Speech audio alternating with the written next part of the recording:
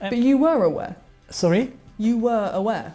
Of what? His conviction for child sex You're offences. repeating the same question You're saying, 10 times you're telling again. me that you... Yeah, because you're trying to skirt out of it. No, man, listen, I didn't know a lot about him until when he comes to Paris, and I told you again, he said he passed his due to the government. So, for me, he's free. Man, he's clean. How can a government of the United States let this person out from jail? The FBI agents drove Epstein to Manhattan. He asked two questions. Is this sex trafficking? Is this about underage? Oh, this is bad, he said aloud when he was booked into federal custody. This is really bad. Epstein was particularly preoccupied with what he might have on Donald Trump, who was then serving his first term in office. Jotting on a legal pad, he returned to the president again and again, trying to dredge up anything to offer prosecutors. I mean, I'm nobody. I'm somebody from the mountain. What do you need somebody, a billionaire, well-known person worldwide and so on? He was convicted with all whatever he did, as when I find out after and so on. Not whatever he did. Child sex trafficking. It's very important to you not skip over that. That's not a yada yada yada.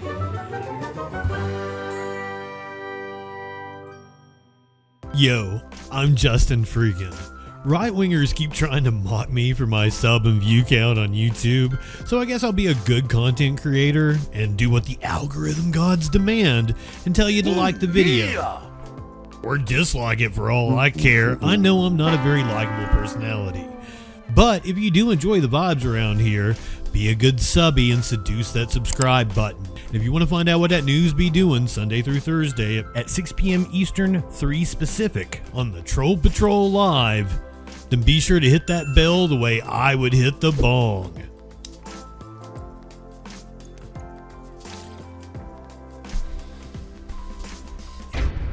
Jeffrey Epstein apparently tried to make a deal for himself after his arrest and offered up dirt on Trump.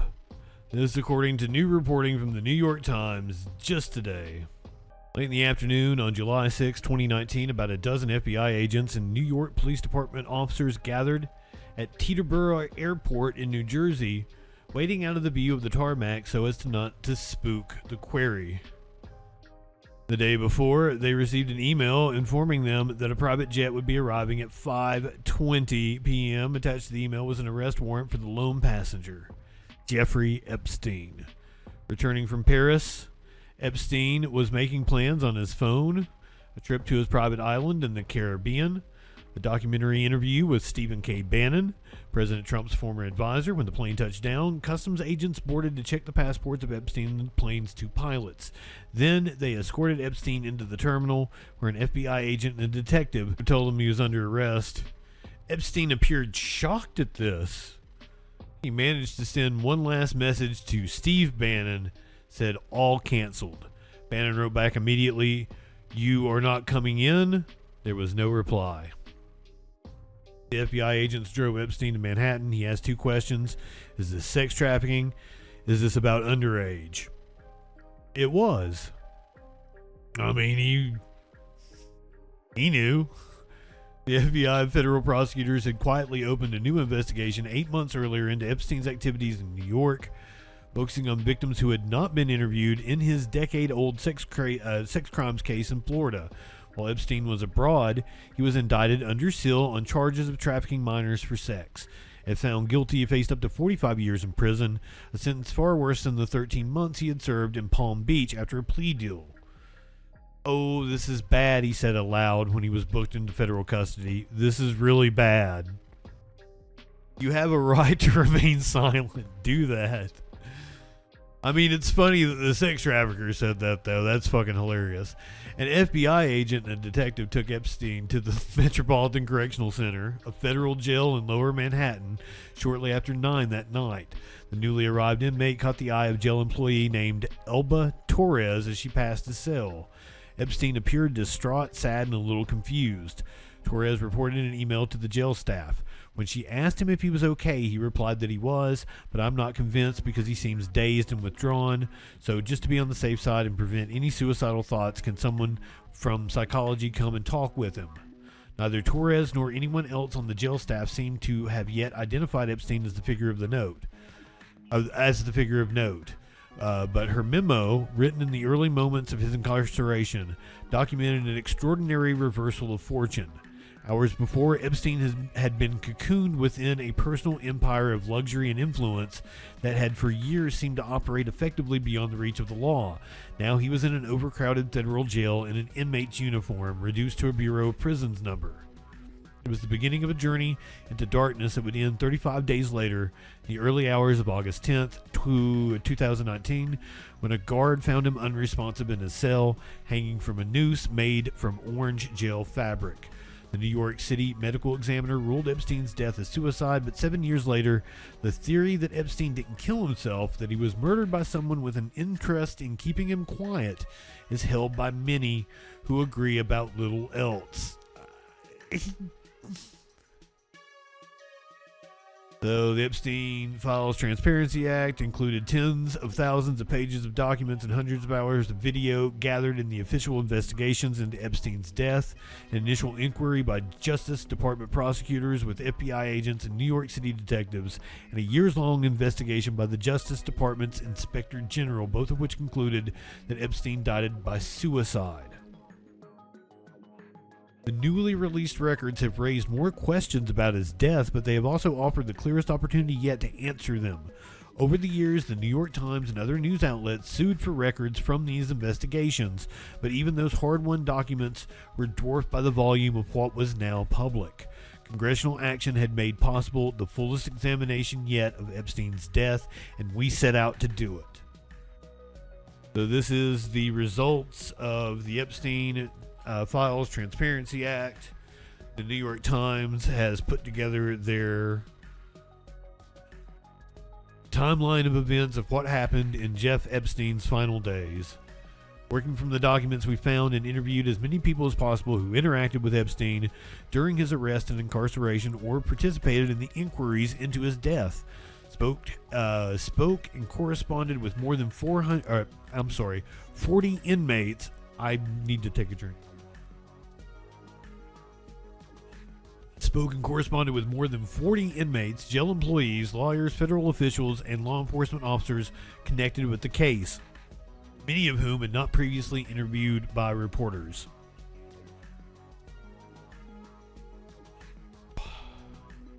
Trying to plow through this. The time of his death, Epstein was alone in a cell in spite of clear guidance to the contrary. While the guards assigned to his section of the jail neglected to conduct their rounds for hours, the jail security camera system particularly failed. The video it did record showed an orange blur, the color of an inmate's uniform, moving towards Epstein's corridor shortly before his death. After Epstein's body was found, evidence from his cell was not cataloged carefully. Photographs and objects gathered there seemed difficult to reconcile with aspects of his autopsy report. Two pathologists present at that autopsy had differing interpretations of the injuries to his neck. There were so many people with ostensible stake, one way or another, in Epstein's death. Was it possible that all of this just happened? Some important questions about Epstein's death remained unanswered and likely unanswerable. Nevertheless, our reporting establishes that Epstein showed a clear pattern of behavior in the weeks before his death, suggesting an intent to kill himself. The apparent suicide note memorialized Epstein's despair and desire to say goodbye. I don't think that was his note. On his own terms. Other writings from his final days presented a picture of a fraying mental state that sharply contrasted with the upbeat picture he presented to jail psychologists, including another note in which he hinted at ending his life. Now this is interesting because his lawyer said he was in good spirits. Now, that's also his lawyer. They have interest, but apparently he appeared upbeat to jail psychologists. In addition to this, we were told by a former cellmate that Epstein made more than one previously unreported attempt to craft a noose. We located a former inmate never before interviewed who was housed in a neighboring cell at the time of Epstein's death and whose account circumstantially supported the conclusion that Epstein died by hanging himself. Consulting with independent pathologists, we determined that a likely error in cataloging evidence from his cell created the appearance of mysteries regarding his injuries that were, in fact, potentially explained by other evidence from the scene that was overlooked at the time. The picture drawn most clearly by this new information is not the elaborate conspiracy that his murder would have required. Rather, it is an unfortunate, though not improbable, convergence of long-standing institutional failures, human errors, and chance events, which created an opportunity for Epstein to act on what was by then a well-established desire that he had already tried and failed to realize. "Only pain to me and others in the future," he wrote during his incarceration. Days later, a chance for him to escape that future would present itself. This is the untold story of how it happened. Besides Epstein himself, the most important character in the story of his death is not a person but a place, the Metropolitan Correctional Center, a brutalist monolith infamous among federal prisoners and lawyers for its poor conditions and dysfunction. The MCC, which housed federal criminal defendants prosecuted by the Southern District of New York, was overcrowded and so squalid and crumbling that Bureau of Prisons officials would later warn that it posed a safety and security threat to inmates and employees alike. It was closed in 2021. The building was stifling hot in the winter and freezing cold in the summer, leading inmates to hoard stashes of extra sheets so that they could sleep through frigid nights. Many of the MCC's corrections officers worked second jobs or exhausting overtime schedules to make ends meet. More than a few extracted income from the jail's thriving underground economy, which was a reliable source of federal indictments for smuggling contraband. Wow. This is the breakdown of Epstein's cell at the MCC. Gives you the visual of where he was being held. MCC's high-profile inmates were usually housed in a maximum security unit on the 10th floor of the southern wing, a jail within a jail, where they were isolated from other prisoners and kept under 24-hour surveillance.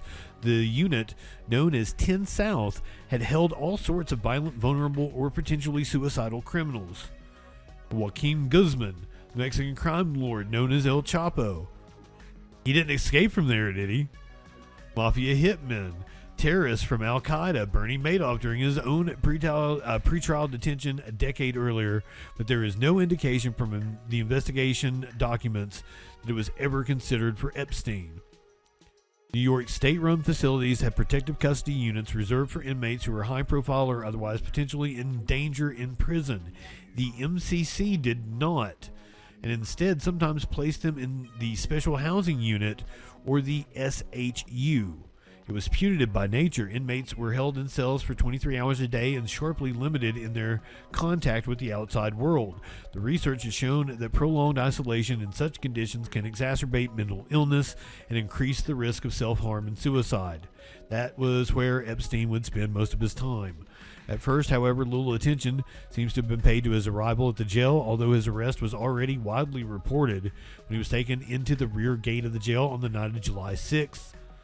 He was not processed as a high-profile inmate. As a result, he was placed in the MCC's general inmate population that night. An inmate named Peter Bright recognized Epstein when they crossed paths in the unit to which they both were assigned. Epstein was not very communicative, he recalled. He seemed a bit shell-shocked. The unit, 5 North, had a reputation among MCC inmates as a particularly rough part of the jail, and trouble found Epstein there almost immediately in the form of another prisoner who went by Loco Tron. Loco Tron sounds cool. 2 other inmates recalled that Loco Tron accosted Epstein. He was trying to get money out of him. One of them, Louis Fernandez, told us, recalling what Loco Tron had told him. He was trying to scare him. Another inmate, Davon Williams, said he intervened to stop him. To stop him.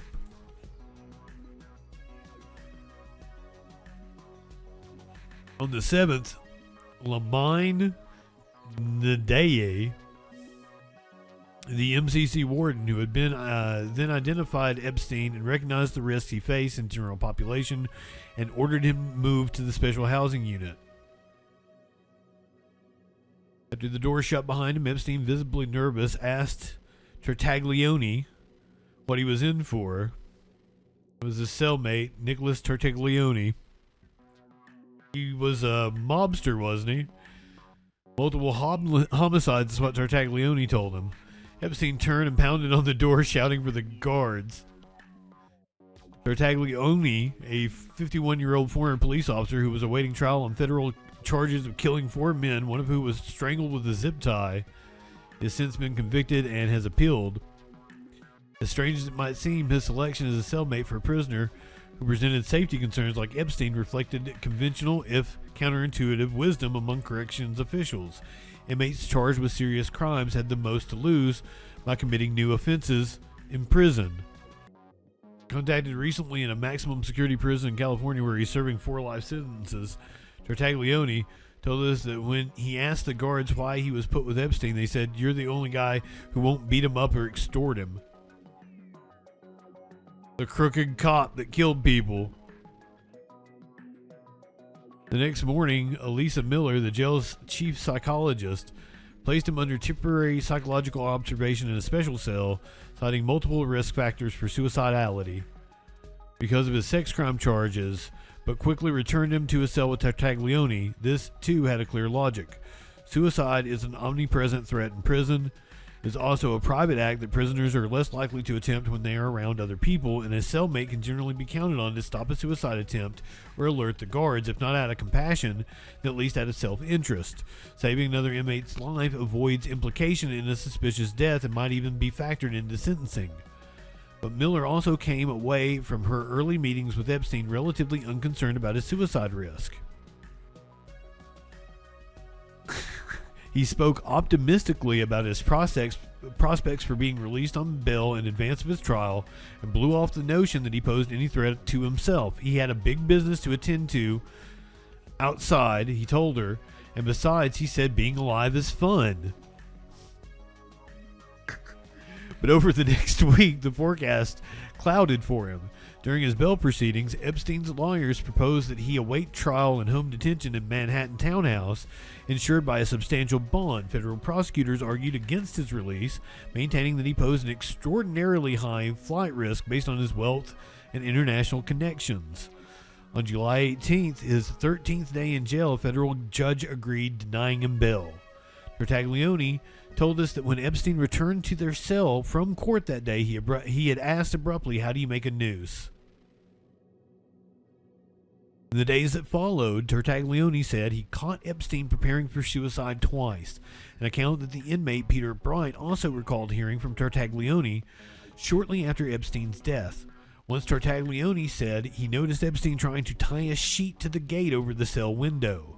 Another time, he woke up to Epstein standing in the dark looking a little suspicious and discovered a noose hidden under his mattress.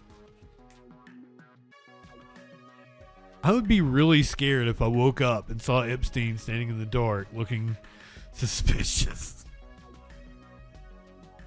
I'm not worried for his safety. Tartaglione told us he reported both attempts to the guards, but they did not seem to take them seriously, laughing them off. We could find no mention of these attempts in the jail records. So that's Tartaglione. Definitely looks like a cop. At this point, Epstein's only regular connections outside the MCC were his lawyers, a seemingly never-ending parade of mostly young attorneys who met with him in the jail's legal visit room. Although they were ostensibly there to plan his defense, they knew their real role was to provide a highly compensated form of companionship and a pretext for Epstein to remain out of his cell for as much as possible. They sat with him for hours at a stretch, often to the annoyance of other inmates and their lawyers, who also needed to use the room. They listened as he seethed about the former friends who were now publicly distancing themselves from him, like Leslie Wexner, and tried to figure out whether they had any leverage to use against former associates like Bill Gates. Once they heard him mutter, "I can't do this." The attorneys discussed with federal prosecutors the prospect of a proffer, giving them information that might be useful in other cases in exchange for the possibility of some leniency in his own. Epstein was particularly preoccupied with what he might have on Donald Trump, who was then serving his first term in office. Jotting on a legal pad, he returned to the president again and again, trying to dredge up anything to offer prosecutors. But his scribblings, Trump is a total con artist, smoke and mirrors, and never had money, suggest that he could come up with little that wasn't already known. Epstein's writings were mostly elliptical, jottings rather than complete thoughts, riddled with his distinctive idiosyncratic capitalization and punctuation, but revealing all the same. He wrote about the frustrations and humiliations that came with being seen as a wealthy pedophile in jail. He was denied phone calls and personal visitors. It was impossible to mount a defense with the incessant noise of the SHU, no sleep, no air, screams. The guards, Epstein wrote, told Tartaglione that if he beat the shit out of me, they wouldn't file a report. 4 days after his bail was denied, he wrote across the top of a piece of paper in large letters, J'accuse, an apparent reference to Émile Zola's 1898 public letter denouncing the French government for the biased prosecution of the Jewish Army officer Alfred Dreyfus on treason charges, of which he was later exonerated.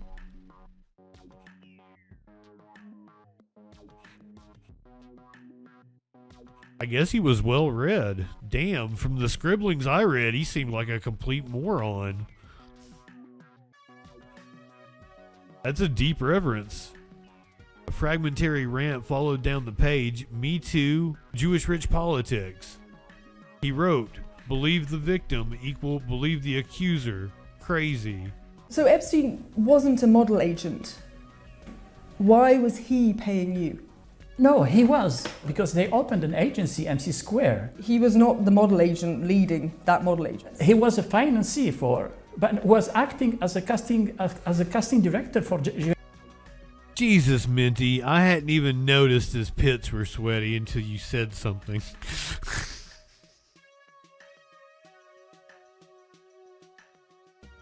I would have advised him not to even do this interview, but hey, I'm glad he did. Victoria's Secret. You believe Epstein was a casting director? That's how he had been introduced and how he introduced myself also. In fact, we found no evidence Epstein had an official recruiting role at either company, MC² or Victoria's Secret. You sent an email in 2018 that said you were looking for a good-looking young assistant. If you're looking for models, yes, why are you then looking for an assistant for Jeffrey Epstein? He asked me for assistant. Maybe it was not on the phone, but when I met him in. But was that your job? Sorry, no. But because I trust in him, I believe this guy is a professional person. He needs somebody. Why? He knows I have a good connections around. If I find the right person who can assist him, I am honored. One of the people Daniel C. had introduced to Epstein was Juliette. Back in 2004, Dude she is was a young honored to model help in do some Paris. sex He told trafficking. me, okay, so I am Danielle. If you are interested, I can have opportunities for you in New York City. Is that country interest you? I was like, yeah, why not? Juliette had a flight booked for her to New York, where she met Epstein. She described the encounter. He asked me to undress me. So I undressed me and I kept like I always done underwear. And at this moment, he looked at me and said, oh, the bra too. He began to check at me and touch me and say, oh, no, that's not okay. Here, that's not okay. He made me turn. Here, I started to have fear. And for me, it wasn't normal. What do you think you were afraid of? I was fear because I didn't know about his intention. He just asked me to put off my bra. All was weird and unclear. We spoke Yeah, to another that's how you buy a former horse, model, not who how you shared talk to a similar woman. story, saying Syed first introduced her to Epstein, who later abused her. Syed maintains he didn't know that the women he sent to Epstein were abused. But he himself is also facing accusations of abuse. Ebba Carlson has accused him of rape when she was a model in France in 1990. Syed denies her allegation. To be honest with you, I don't remember at all. Oh, I knew he had to have some demons in his closet. Look at this right said Fred looking motherfucker. This person, and plus I have never abused any model in my life. She remembers you. Listen, I would be very happy to confront her in the court. I don't remember. Do you have any regret about meeting Jeffrey Epstein? Yes, yeah. I feel. ain't too sexy for his shirt. It's like a nightmare. I can't believe that this person had another. You keep saying that, but I keep repeating that this other side of him Yes. was public knowledge. I am not. I'm not a person who is like a press, looking at the internet to go this kind of. No, let me tell you, you're not a person with morals or scruples or ethics or any sense of decency. That's who you are. That's who you are as a person. Sir. This other side of him Yes. was public knowledge. I am not. I'm not a person who is like a press, looking at the internet to go this kind of really. But you were aware. Sorry? You were aware. Of what? His conviction for child sex. You're offences. repeating the same question. Well, you're saying you're telling me that you. Yeah, because you're trying to skirt out of it. No, listen, I didn't know a lot about him until when he comes to Paris, and I told you again, he said he passed his due to the government. So, for me, he's free. Man, he's clean. How can the government of the United States let this person out from jail? How? It's not just the government, though, is it? We have a person. I mean, he is correct on that. How can the government let this person out of jail? That is a valid question. But just because they're out of jail doesn't mean they're unscrupulous. Or scrupulous, which is it? Free. Man, he's clean. How can the government of the United States let this person out from jail? How? It's not just the government, though, is it? We have a personal responsibility. If we don't think someone... Listen. That's my question. The justice. There is a superpower. Okay, that's enough. Okay? It's not a trial, right? You want me to stop interviewing? Yeah. Can I ask a final question? But you are nasty. You are not, I'm very honest, sincere with you. And you are repeating the same thing. I mean... He looks like Joe Rogan from the side. I just noticed that. Roll it, Jamie. The same thing. I mean, I'm nobody. I'm somebody from the mountain. What do you need somebody, a billionaire, well-known person worldwide and so on? He was convicted with all whatever he did, as when I find out after and so on. And he's free. He came to Paris. He's free. He said, I paid. And the agency... Not whatever he did. Child sex trafficking. It's very important to, you not skip over that. That's not a yada, yada, yada. You can't just yada, yada. He was a convicted child sex trafficker. And you did business with him. Well-known person worldwide and so on. He was convicted with all whatever he did, as when I find out after and so on. And he's free. He came to Paris. He's free. He said, I paid. And the agency didn't close. He was such a powerful person, and how can I not trust him? After Epstein's 2008 conviction, Syed wasn't the only one who continued giving Epstein access to the modelling industry. Faith Cates, the co-founder of model agency Next Management, is another. In 2010, 2 years after his conviction, Epstein asked Cates for a great girl to take to an event. Cates replied, "Let me think who is around, XOXO." Cates reportedly left Next Management last year, and her spokesperson told CNN she was grossly misled by Epstein. Then there is modelling scout Ramsey Holly. In 2009, he describes to Epstein a model as a gift that I had been planning on giving you. And then there is Jean-Luc Brunel, who ran multiple model agencies and was accused in civil court in 2014 of bringing girls to the US to farm them out to his friends, especially Epstein. You know, I've Brunel had was my himself suspicion charged that in France modeling with underage agencies, sex crimes, but died beauty in prison in pageants and shit like 2022 that while were just awaiting pedophile trial. He rings. denied all charges. There is now an ongoing investigation in France into Epstein and his connections there. Siad is under investigation, according to the Paris prosecutor's office, but he says police have not spoken to him. Like one it and hit one back, one more click, before we hit the set an alert when that shit goes live, social fucking support and hit subscribe. Like one up and take a hit. He does no harm, but it takes no shit. He's the last one standing when the ship is sinking. Let's take another rip for Justin Freakin. Light one up, tip one back. I'm Justin Freakin. Not high enough for this shit.